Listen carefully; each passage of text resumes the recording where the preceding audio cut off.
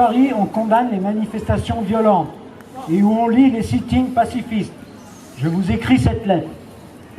J'ai perdu mon frère dans des conditions très proches de celles dans lesquelles vous avez perdu votre fils. Mon frère, qui prenait tant soin de ma mère, nous a quittés. Il ne reviendra plus. La perte de mon frère était sur le coup une douleur immense que je ressens à chaque fois que l'État assassine de nouveau. Là où croit le danger, croit aussi ceux qui sauvent, disait quelqu'un. À chaque fois que l'État assassine, on a aussi l'opportunité de l'arrêter, de le contraindre à changer et de rendre la dignité perdue à tous les autres. Par la mort de Rémy se noue beaucoup plus que l'histoire d'une vie. Il se noue notre vie à tous, individuellement et collectivement. La criminalisation qui a été opérée est terrible. Ça a été la même chose pour nous. J'ai compris plus tard qu'elle était voulue. Je ne voulais qu'une chose, que la justice fasse la vérité et rende la dignité que méritait mon frère, dans le calme, et que cette histoire profite à tous, à nous, les gouvernés, pour mieux nous aimer, et à la police, pour la réconcilier avec la nation. Je pensais que la police ne pouvait accepter dans ses rangs des assassins. Je ne la connaissais à l'époque pas assez. Je me trompais. Les quartiers ont brûlé, on a appelé au calme. Chaque voiture ou chaque poubelle brûlée était vécue comme une insulte, comme une épine en plein cœur, une épine sur laquelle on appuyait. Puis le temps est passé, on nous a promis la vérité, mais on n'a eu que des mensonges, que des fausses promesses, comme tant d'autres avant nous. On nous avait prévenus, mais on n'y croyait pas. François Hollande lui-même avait pris ma mère dans ses bras et lui avait promis qu'il nous aiderait à faire la lumière sur la mort de son fils. Sans la justice et la vérité, on vivait le temps qui passait comme une condamnation. Nous étions toujours en prison, à suffoquer et à appeler la justice à l'aide. Et puis, on a compris que notre cas n'était pas isolé et que tant d'autres familles vivaient et vivent la même chose. Il y a tant d'humiliations et de mutilations commises consciemment par la police et couvertes par la justice. Tant. On a aussi découvert la manière de penser des policiers. Ça fait froid dans le dos. Voici un exemple.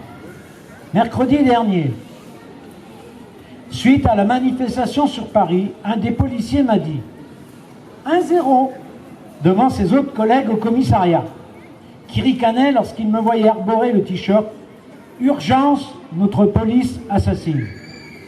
Aucun ne l'a repris, aucun. Des exemples de ce genre, tant de Français en vivent quotidiennement, ils n'en peuvent plus de cette police et n'en voient pas le bout. Je comprends l'appel au calme, on l'a également fait.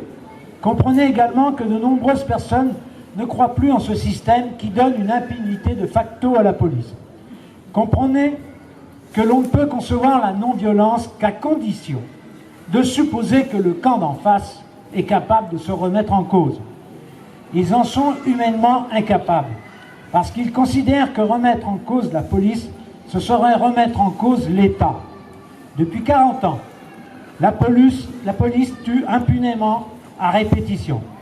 Depuis 40 ans, on assiste à la même démarche pour noyer les meurtres de l'État.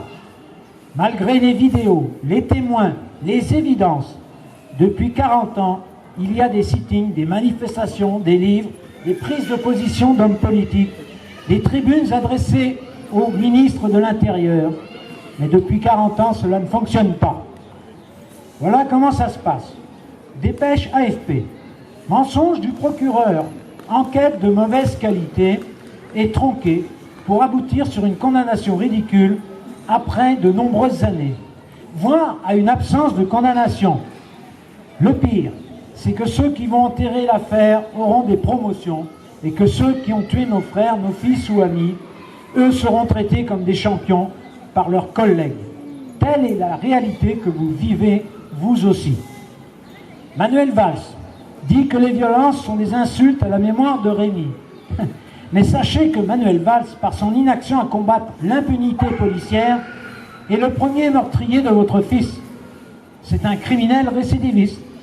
Il est venu à Clermont-Ferrand une semaine avant le rendu de rapport de contre-autopsie bidon dont il connaissait les aboutissants. Et il n'a parlé de l'affaire que pour mieux condamner les violences de ceux que la mise à mort de mon frère révoltait. Madame, les gens se battent pour Rémi, pour leur dignité, pour leurs idéaux. Ils se battent pour vous, pour nous tous, pour que la fraternité soit effective. Ceux qui se battent connaissent assez la malveillance de nos gouvernants pour comprendre qu'on tente de nous faire croire que nous sommes dans un état de droit, alors que nous sommes dans un état de devoir. L'État ne respecte pas la loi qu'il demande qu'on respecte. Il se joue de notre corps, de notre confiance, de notre argent et de notre dignité. Il nous demande d'être à genoux. C'est un impératif catégorique. Je vous ai écrit cette lettre à vous, comme à tous ceux qui me liront, pour faire savoir que je comprends aujourd'hui plus que jamais combien la non-violence dans les affaires de crimes d'État a ses limites. La non-violence, par son impuissance, est parfois plus condamnable, plus meurtrière que la violence elle-même. Les gens qui nous gouvernent sont malveillants, arrivistes, sadiques et récidivistes. Ils doivent partir par tous les moyens nécessaires. Farid El Yamni, frère de Wissam El Yamni, assassiné par la police le 1er janvier 2012 à Clermont-Ferrand.